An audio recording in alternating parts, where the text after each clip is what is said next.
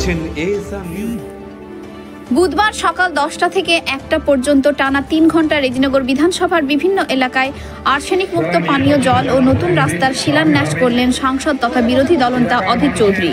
সেই সঙ্গে এলাকার মানুষের সঙ্গে জনসংযোগ রাখলেন। সঙ্গে ছিলেন প্রাক্তন জেলা সভাধিপতি শিলাদীপ্ত হালদার, রেজিনগরের ব্লক সভাপতি মিন্টু সিং প্রমুখ। রেজিনগর থেকে সোমনাথ হালদারের রিপোর্ট, এএসআর নিউজ।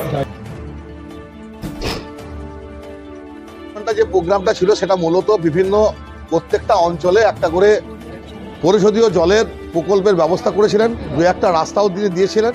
সেই পরিকল্পনাগুলোকে যাতে তাড়াতাড়ি বাস্তবায়িত হয় তার কাজ শুরু হয়ে গেছে। 1 মাসের মধ্যে এলাকার মানুষ সেই পরিষেবা পাবে, তার ব্যবস্থা উনি করার জন্য আজকে জনসংযোগ সরস্বতী উন্নয়নের যে তিনি প্রকল্পগুলো যে দিয়েছেন সেগুলোকে উদ্বোধন করলেন এবং এলাকার মানুষের সঙ্গে সাক্ষাৎ করলেন সৌজন্যমূলক। এই সাক্ষাতের মাধ্যম দিয়ে, উদ্বোধনের মাধ্যম দিয়ে তিনি পরিকল্পনা করলেন 3 ঘন্টা। তকিপুর, একটা লোহার খাঁচায় দুটো নীল ট্যাঙ্কি বসিয়ে দেওয়া মানে পানীয় জল বিশুদ্ধ হয়ে যাওয়া নয়। পানীয় জলে আর্সেনিক থাকে, পানীয় জলে আয়রন থাকে, যেগুলো শরীরের মধ্যে পানীয় জলের সঙ্গে গ্রহণ করে আমরা আমাদের অনেক ক্ষতি করে ফেলি। তাই সেগুলোকে নিয়মিত রক্ষণাবেক্ষণ করতে হয় যাতে কখনো জল অশুদ্ধ না হয়ে যায়।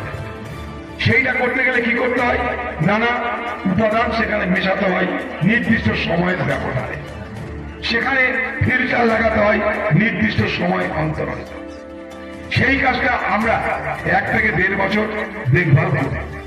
আমরা আমাদের মতন করে 1 থেকে 1.5 বছর এই প্রকল্পটা যেন মানুষকে প্রকৃত অর্থে বিশুদ্ধ পানীয় জল দেয় তার জন্য দেখভাল করবো 1 থেকে 1.5 বছর।